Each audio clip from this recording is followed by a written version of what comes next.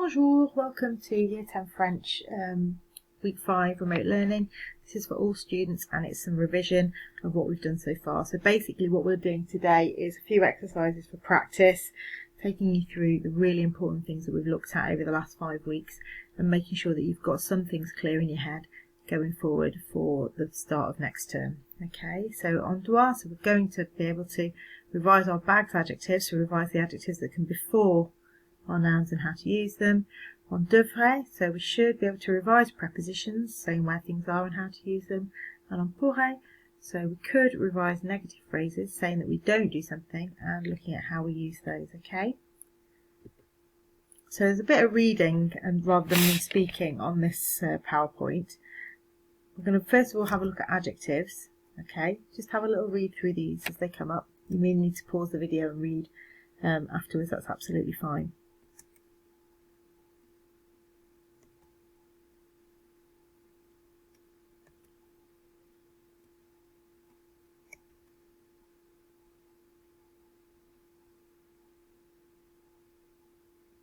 So basically what we're looking at are adjectives, remembering that all adjectives in French are masculine or feminine and they come after the noun they describe.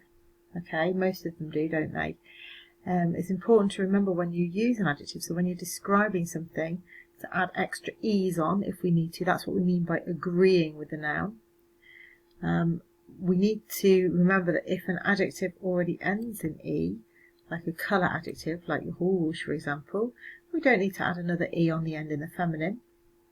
And we need to also just watch our spellings and making sure we add on our e's and s's when we need to. Okay? So have a go, copy out these sentences and choose the correct form, masculine or feminine. Okay? So you've got some verbs here, some adjectives here in brackets. I want you to choose the correct one. Our example here is Marie est grand ou grande. Okay, Marie is obviously a girl, so choose which one you think it should be. Okay, same here, we've got sa copine, her girlfriend. Okay, so think about, is it the masculine or the feminine adjective we're going to need? Pause the video now and have a go at that. Okay, so we've got Marie est grande, sa copine est intelligente, so her girlfriend is intelligent. J'habite un grand appartement, so I live in a big flat. Okay, it's un appartement, so it's masculine. La rue est étroite, so it's the road, feminine, road, étroite with an e on the end. La ville est bruyante, la ville, and then bruyante with an e on the end. L'eau est froide, that's a bit of a difficult one because it wasn't obvious whether it was masculine or feminine. You might have had to look that up. Don't worry if you got it wrong. L'eau is actually feminine. Mon copain Sébastien est bavard, so my friend or my mate Sebastian is talkative. He's a boy, so we've used the bavard without the e on the end. Mon sac est lourd, so my bag is heavy. It's mon sac, un sac, it's masculine, so we don't put the e on the end. Okay. Then there are these things called bags adjectives, which I've been going on about for the last 5 weeks. And some adjectives come in front of the noun, but not many. And that's what we mean by the bags adjectives, are the ones that come in front. Okay, so these are the most common ones. They describe beauty. So beau or belle meaning beautiful, jolie meaning pretty. They describe age, vieux or vieille meaning old, ancien, ancienne meaning ancient, jeune meaning young. Goodness, so bon or bonne meaning good, mauvais, mauvaise meaning bad. And size, so grand or grande meaning big, petit, petite meaning small, gros or grosse meaning fat, long, longue meaning long, and haut or haute meaning high. Okay, so what I've got here is the masculine form and then the feminine form, because some of them are a bit different, some of them are irregular, and we just need to be able to recognise those. So this is why it's called bags adjectives, because it's B for beauty, A for age, G for goodness, S for size. Okay?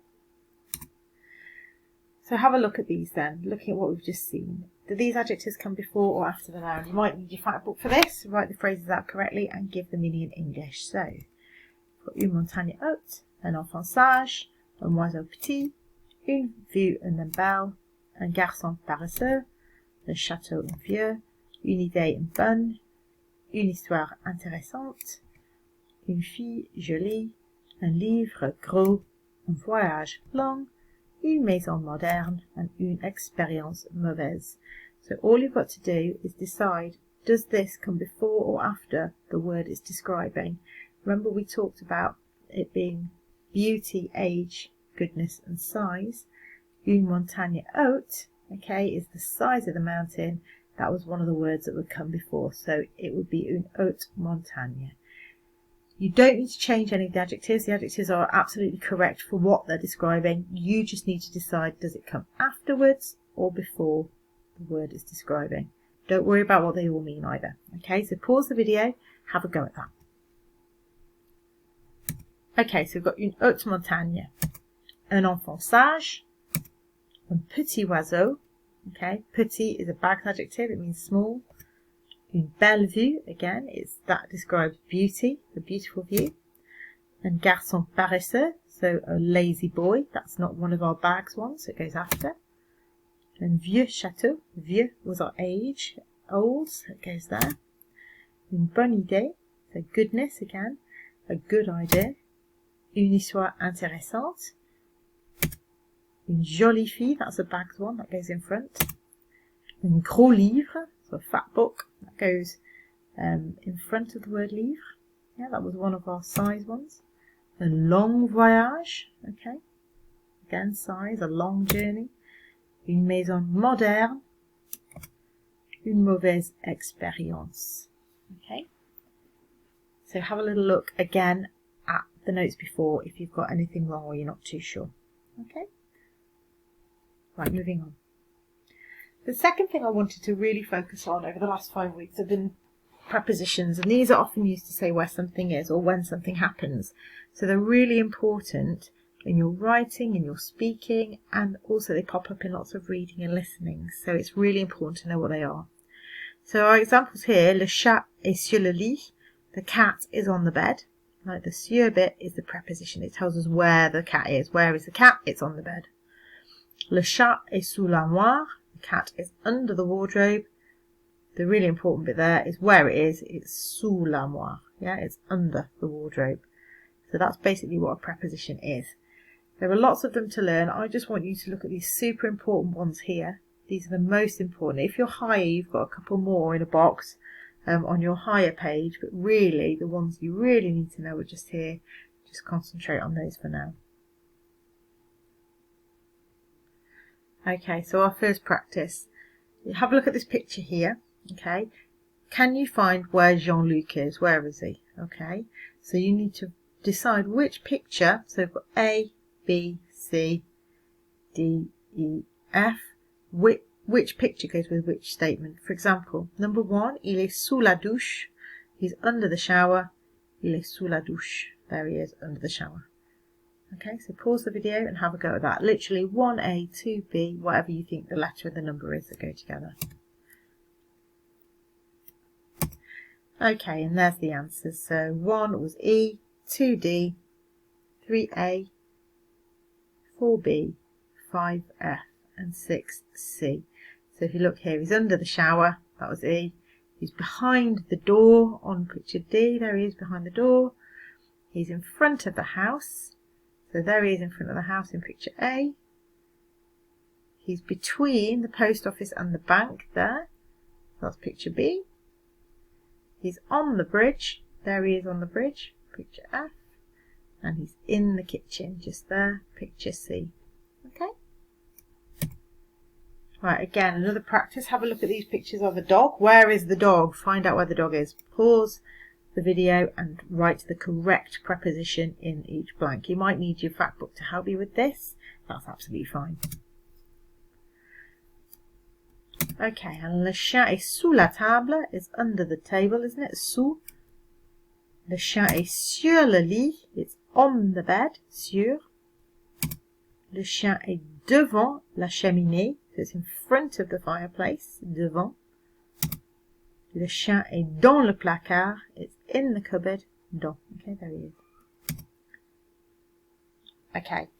All these prepositions then, so these saying where things are, have been jumbled up. They're anagrams. So how quickly can you find the correct version and write them? They're all ones that are in your super important prepositions box in your fact book. Try not to use it, but if you need to, do so. Pause the video now and have a go. And here are your answers. So the first one was dans, meaning in. The second one, en face de, meaning opposite. The third one was près de, meaning near. The fourth one was devant, meaning in front of. And the fifth one was entre, meaning between. And you've got some of those prepositions there again. If you need to practice any or write any more down, then do so now. Right, moving on to the last thing that we've talked about over the last 5 weeks, and that's negatives. So saying that you don't do something. And you use negatives when you want to say not, never, no longer, none, etc. French negatives almost always have two parts. So ne goes before the verb and pas goes after the verb, and it makes a sandwich like this. Okay? So ne pas means not, ne plus no more, ne jamais, never. These were the ones in the foundation fact book that I asked you to look at. So see if you can remember those. If you need to note anything down, do so now. Okay. So ne pas also affects what comes afterwards. Yeah, in French, un, une, du, de la, or des all change to de in a negative sentence. Pause if you need to note this down. So for example, we've got il a un chien, he has a dog. Il n'a pas de chien, he has not got a dog. The dog's gone missing clearly, but he has not got a dog. Il n'a pas de chien. Ne plus the verb plus pas plus de. Okay? So il a un chien, again, he has a dog. Il n'a pas de chien, he has not got a dog. Okay? Right, have a go at this then. So make these phrases negative by putting ne and pas around the verb. Don't forget to look out for the un or une or the du, de la, des and change it to de. So we've got some phrases here, okay, for you to have a go at. And then the next bit, it says now make these phrases negative by putting ne and jamais around the verb to mean never. Okay, so what do these people never do? So this is what they don't have, or they've not got, or they're not. And this is what they never do, or they never have. So your job is to find the verb and to make a sandwich with the ne and the pas, and then change the du, or the un, or the une to de, de. Have a look at this at the top, just keep that in mind, okay? Here, your job is to put ne in front of the verb and jamais after the verb. So make the sandwich with the verb. Okay, pause now. And here are your answers. So, elle ne fait pas de vélo. She doesn't go bike riding. Nous n'avons pas d'animal à la maison. So we don't have any pets at home. Je n'ai pas de sœur. I haven't got a sister. Il n'a pas de frère. He hasn't got a brother. And ils ne vont pas au collège. They don't go to school. This hasn't changed here into de because it's un, une, or du, de la, des that we're looking for here. Okay, so that stays the same. Here we've got mon père ne joue jamais au football. So my father never plays football. Je ne mange jamais des escargots. So I never eat snails. Tu ne bois jamais du vin. So you never drink wine. Il ne sort jamais en ville. So he never goes out in town. Okay. This time, I want you to have a go at matching the French and the English translations. There are a couple that we haven't been through, like ne and personne. So I've put some of the English down here if you need it. Okay.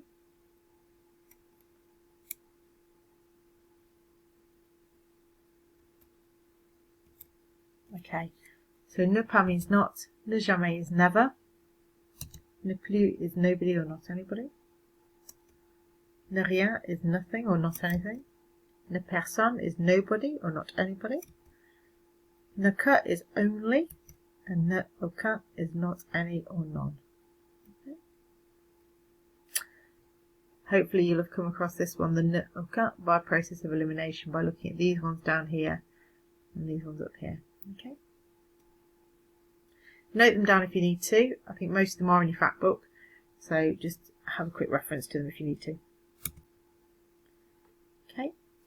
Have a go at translating these sentences then. Okay, so translate them into English. We've got je n'habite pas à Loughborough, je ne mange rien pour le déjeuner, Il n'y a personne dans le centre-ville. Je n'habite plus à Manchester and je ne regarde jamais la télé. So what do you think they might be in English? Look again for the negative bits. Okay, check your fact book to make sure you've got the right negatives. And the answers are, I don't live in Loughborough. I eat nothing for breakfast, or I don't eat anything for breakfast.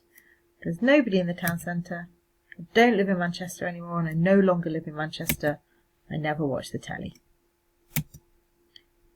Okay, so basically that's where we're ending for foundation students. What I want you to do is to go away over the summer, have a look, think about what you've seen, what you've maybe learned, what you've struggled with and found hard. And when we come back in September, we will fill in the gaps in your knowledge. Don't worry. Please stop stressing about what you don't know or what the problems may be, because that's what we're here to help you with, okay? And we'll be in a position to be able to talk to you individually about where we need support, if we need any support, or where we need stretch and challenge, okay? So I just want to say thank you ever so much for those foundation students and higher students, but for all of you, for watching the videos, for persevering, for trying really hard. We do appreciate it, and we'll hopefully see you all very soon. Okay, so au revoir et à bientôt. Have a great summer, and I'll see you again soon. Okay. Higher students, I've got a little bit more for you after this. Okay, if you want to carry on, do so. This comes back to the conditional tense. So this is a preview. Okay. The conditional tense is used to say what would or could happen. You generally need the conditional if you want to say phrases like I would, or I'd, or would you, or could you. And we've got some endings there. Now this was in your fact book for your learning for weeks 3 and 4 and 5. Okay. I didn't go through it in week 4 as I'd hoped to, because a lot of you had said that you'd rather have some strategies for being able to learn vocab. So that's what we went through. So I basically responded to the feedback that I had. This is a preview for you if you want to have a go at this. In your quiz last week, I did say to you that you'd need to know the endings at least. So if you've used your fact book and you've looked at it and you've learnt them, there isn't anything too surprising in here. Okay. So we've got some endings for our conditional tense, and basically they're the same endings as the imperfect tense. The conditional is formed by adding the endings to the infinitive, so basically the verb as you find in the dictionary. So if you've got an RE verb, you just take off the E first, that's the only difference. The rest of them stay the same in the infinitive. So you've got, for example, aimer is to like. You've got infinitive of aimer. I've put the je in front because I want to say I would like. And then I've stuck on my conditional ending, so AIS. Okay, so j'aimerais. Similarly here we've got finir, to finish, so je finirai. Yeah, I would finish. And here we've got répondre, je répondre, with I've taken off the first E. Yeah, and I've put on my ending, so je répondrai, I would reply. Okay. If you want to have a bit of a practice at this, have a go at writing what these people would do if they won the lottery. Add the correct part of the verb in brackets and say what it means in English. So ma mère, and then you've got the habiter here in brackets. How would you say my mum would live in a beautiful house? Okay, so basically you're taking the infinitive, so the whole thing in brackets, and putting on the correct ending. Okay, unless it's this one down here, just watch, take off the first D of your RE verbs and then put your ending on. So check your endings, get your fact book out, have a look, see if you can do that now for me. Okay, so ma mère habiterait une belle maison. Vous ne travailleriez plus. That is a bit of a mouth, so you would not work again. Nous visiterions beaucoup de pays, so we would visit lots of countries. Tu offrirais de l'argent aux autres, so you would offer money to others. Je vendrais ma vieille voiture, I would sell my old car. So here again, I've taken off the E, okay, and I've just put my ending on because it's the RE verb. Okay, again, in your fact book, there were some irregular verbs in the conditional tense. They're common verbs and you're bound to come across them, so you need to be able to recognise them really. And they work the same way as your future tense. So if you've come across the future before, you're laughing, you'll be alright with these. If not, just have a look and see if you recognise them, and then we'll work on them when we come back to school. Okay, So the same stem is used as the future, but we put on the same conditional endings we've seen before. And you are very likely to come across them in the conditional, so be ready to recognise them and use in those common forms. And here they are, directly pinched from your fact book, so you can get your fact book out and have a look at them and go back to them if you need to. Okay, so moving on with these, you complete these sentences and use the conditional of the verbs in brackets, okay? So here I've got vouloir. What would I put in this bracket, in this blank space here? So I would like a baguette. That should be quite easy for you guys because you've been using that since you were in year 8 as a set phrase. So it would be je voudrais une baguette because it's irregular. So check back with your irregulars and have a go at these now. Okay, so we've got je voudrais une baguette. J'irai en ville, so I would go into town if it was nice. Je ferai mes devoirs, so I would do my homework if I had my books. Je serai content de vous voir, I would be happy to see you. Je pourrais voter si j'avais 18 ans, so I would be able to vote if I was 18. J'ai mal aux dents, je devrais aller chez le dentiste. So I've got toothache, I should go to the dentist. If you struggled with any of that, don't worry at all. We will go back over everything in great detail and with a lot more pause for thought in September. But just have a go at everything you can and just make sure that you're trying to do a little bit each week over the summer and not worrying too much about how much you end up with at the end of the summer, because again, we can sort out any problems or any issues when we come back. Okay, so all that remains for me to say to higher students who are still with me, thank you so much for all your perseverance, for everything you've done over the last 5 weeks. I hope you have a wonderful summer, and we shall speak to you hopefully very, very soon. Okay, à bientôt, au revoir, and I'll see you next time.